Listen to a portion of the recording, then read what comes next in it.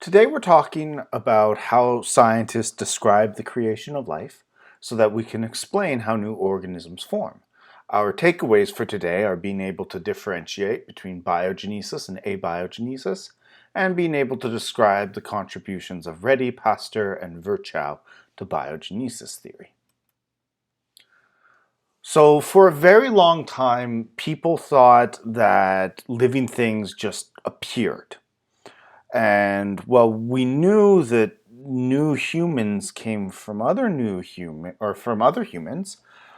They would see things like maggots appearing in rotten meat, and for some people, it seemed like the maggots came out of nowhere. So they thought that it came out of the meat itself, that something living was spontaneously forming out of non-living material. Today we call this spontaneous generation or abiogenesis. And this was accepted for a long time. A big proponent of it was Aristotle, the ancient Greek thinker. And Aristotle was extremely influential both in classical times and medieval times. So people would use this to explain, hey, frogs seem to appear out of the mud, or mice would appear in sealed containers with wheat. Now, we know now that, okay, those frogs were hibernating in the mud over the winter, and the mice were finding a way into the wheat containers.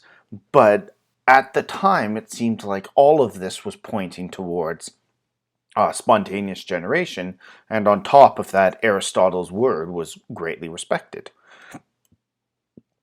The first person to actually scientifically test this was Francesco Redi, who lived in the 17th century. And what Redi did is he suspected that the maggots weren't spontaneously appearing. He'd seen flies leaving eggs on them and suspected that the maggots were actually the flies' children. So what he did is he took a bunch of containers and he would put seals on top of the containers, but they would allow air to pass through. So he would put something like cheesecloth on them.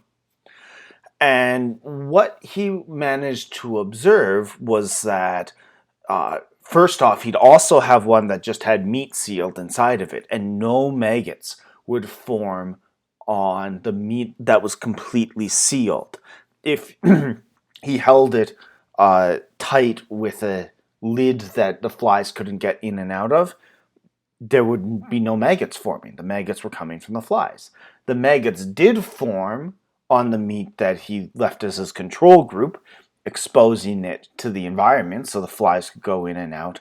But then the really interesting one was the one that's visualized here at the bottom, because in one of his experimental groups, the one with the cheesecloth, the flies could smell the meat because the smell was coming through the cheesecloth, but couldn't actually get in. And Redi observed them laying their eggs not on the meat, but on the cheesecloth.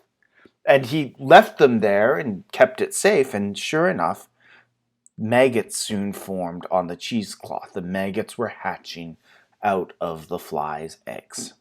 So Redi's experiment was showing that these organisms were coming from other living things. Wasn't spontaneous generation. They weren't coming from the meat. The maggots were coming from the flies.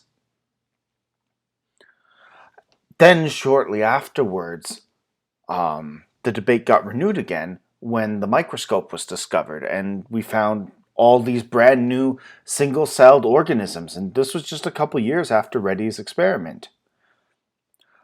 Some scientists felt that these microorganisms, because they were so tiny and no one knew how they reproduced, were another form of spontaneous generation.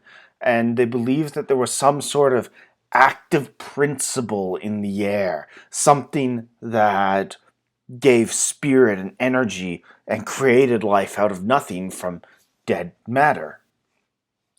So the debate continued, even though Redi had fairly conclusively shown the living organisms do not spontaneously generate. Then we got to Louis Pasteur. So Pasteur was convinced that spontaneous generation couldn't occur either. And he had Redi's experiments, but what he did is he needed some way to show that the same sort of thing was happening with the microorganisms. He believed that what some people were calling active principle was just actually there's microorganisms in the air. So he had a way that he designed an experiment to test it. He actually built a brand new type of flask. We called them swan neck flasks, like this one on a slide we're going to get to in a second. The swan neck flask has this really long, narrow neck to it, which is how it gets its name. And these swan neck flasks, he could fill up with a nutrient-rich broth, so there's lots of food inside the water. Any microorganisms in there would be able to survive, but then he boiled it so that anything living inside that broth would be dead. There would be no living things inside. And this is where his flask gets really interesting. As the flask cooled, fresh air got drawn in, but the water vapor in the air also condensed into a liquid. And what that did is that trapped a whole bunch of water at the bottom of the swan neck flask right here. So the water would stay stuck in the bottom of the flask and it would never get up through the top, even though some air was getting pulled in. And what this meant was that if there were any microorganisms in the air, they'd get trapped in that condensed water. They wouldn't be able to make it all the way down into the flask. So, if there was spontaneous generation, new organisms should be able to grow out of that broth. But if there wasn't, Pasteur expected that he would see no growth of microorganisms within the broth because it was basically sealed off. No microorganisms in the air would be able to reach inside of it. The only way that you could get microorganisms inside of it is if they were able to make it all the way through the tube, which they couldn't. So that is exactly what Pasteur's experiment then showed. That there wouldn't be any microorganisms growing inside of the broth. They could only get into the broth if Pasteur intentionally contaminated it. And he did that several times as well, showing that as soon as he contaminated it with the water that had gathered in that little crux of the swan neck, you could have bacteria growing inside of it within a couple days. It would be observable. But if he didn't do that, his swan neck flask would ensure that no organisms reached the broth in the middle.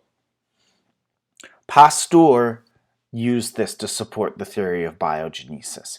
It was a theory first put forth by Rudolf Virchow, who was actually a physicist, and then Pasteur's experiments were providing the evidence that they needed to show Virchow's theories were correct. And biogenesis can be summed up very simply. Living things must come from other living things. They cannot come from inanimate matter.